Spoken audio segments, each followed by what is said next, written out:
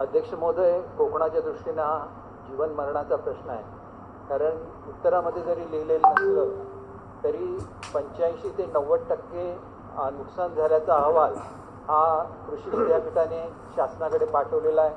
कृषी अधीक्षकाने शासनाकडे पाठवला आहे आणि अध्यक्ष महोदय 22 आणि 24 फेब्रुवारीला हे अहवाल पाठवलेले आहेत.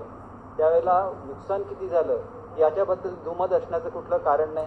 दुसरी गोष्ट मी मंत्री महोदयांच्या निदर्शनाला आणून देऊ इच्छितो की या लोकांना इन्शुरन्सचा फायदा होणार नाही. कारण इन्शुरन्सचे काही नॉर्म्स असतात आणि त्या नॉर्म्सप्रमाणे तेवढा जर पाऊस पडला तरच त्यांना नुकसान मिळतं. आणि अशा परिस्थितीमध्ये कोकण हा जो सर्व शासकीय योजनांपासून दुर्लक्षित असतो, अशा कोकणाला आपण न्याय देणार का, हा माझा प्रश्न आहे. आणि 85 ते 90% नुकसान झाले असताना या शेतकऱ्यांना आपण नुकसान भरपाईची घोषणा करणार का, हा माझा दुसरा प्रश्न आहे. केसरकर साहेबांनी अत्यंत महत्त्वाचा आणि कोकणातल्या जिव्हाळ्याचा लक्षवेधी लागलेले आहे. लांबलेला पाऊस, थंडी, अचानक हवामान बदल यामुळे आंबा पिकास डिसेंबर जानेवारीमध्ये मोठ्या प्रमाणात आलेला मोहर हा बुरशीजन्य रोगांच्या प्रादुर्भावामुळे काळा पडून मोठ्या प्रमाणावर नुकसान झाले आहे. कृषी विद्यापीठ व कृषी विभाग यांनी संयुक्त पाहणी करून अहवाल शासनात सादर केला आहे. प्राथमिक पाहणीत 80% ते 90% आंबा मोहराचे नुकसान झाले हे खरे आहे.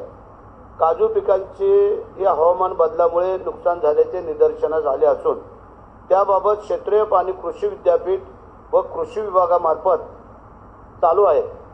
गतवर्षी कोकण विभागात आंबा पिकासाठी रुपये 224 कोटी विमा संरक्षित रक्कम अदा केली आहे. त्याचप्रमाणे सिंधुदुर्ग जिल्ह्यात रुपये 84 कोटीचं वाटप केले आहे. यावर्षी आंबा पिकांची रुपये 604 कोटी इतकी संरक्षित रक्कम आहे. सिंधुदुर्ग जिल्ह्यासाठी रुपये 233 कोटी विमा संरक्षित रक्कम आहे. काजू पिकासाठी गतवर्षी रुपये 16 कोटी विमा संरक्षित रक्कम वाटप केले आहे. सिंधुदुर्ग जिल्ह्यात यापैकी रुपये 8 कोटीची रक्कम वाटप केली आहे. यावर्षी काजू पिकासाठी एकूण रुपये 94 कोटी विमा संरक्षित रक्कम आहे. यावर्षी काजू पिकासाठी सिंधुदुर्ग जिल्ह्यासाठी रुपये 49 कोटी विमा संरक्षित रक्कम आहे. काजू आंबा पिकासाठी कीड व रोगांचे नियंत्रण करण्यासाठी शेती, शाळा व वेबिनारचे नियोजन केले असून त्याची क्षेत्रीय स्तरावर अंमलबजावणी सुरू आहे.